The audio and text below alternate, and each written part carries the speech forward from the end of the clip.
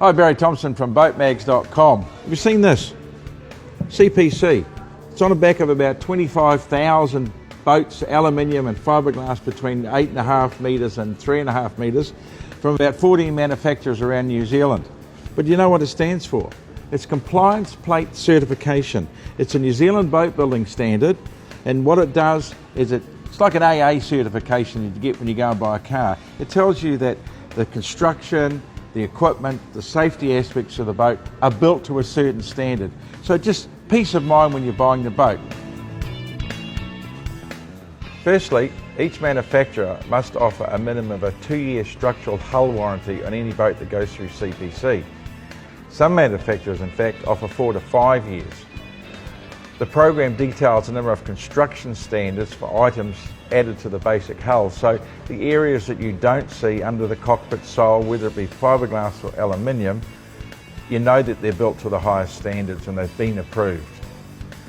Now, the manufacturer also has to go out and test the boat if it's a new design, and just to make sure that everything works as it should on the water with the power and the weight that's specified for that particular model. So what does CPC mean to a boat manufacturer? The CPC program is designed as an audited standard to which the major New Zealand manufacturers build their boats. There are 14 member companies. It is the only standard in the world, to the best of my knowledge, that is annually audited by an independent surveyor. For the customer, that ensures that every boat that comes out of the CPC program members' factories is built to the same standard, and that standard is Coast Guard approved. Safety, warranty, longevity, all that is taken into consideration for the customer by the CPC program. Another part of the CPC display, you might say, is a sticker down here, which on one side has some recommendations for safety equipment, such as life jackets and flares, and on the other side here, some basic rules of the sea. Then one of the newest requirements for CPC, which I think is great, is that vessels under 6 metres have to have positive buoyancy. In other words, if this boat was swamped right up to the gunnels here, right through the cabin, motor rod, everybody in it, your fishing gear, your lunch, it's going to float. That happens because it's got positive buoyancy.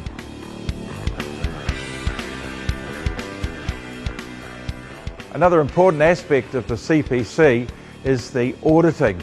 This is done by an independent auditor who checks every new model that's coming into the CPC program, be it glass or aluminium, from the construction stage right through to the fit out.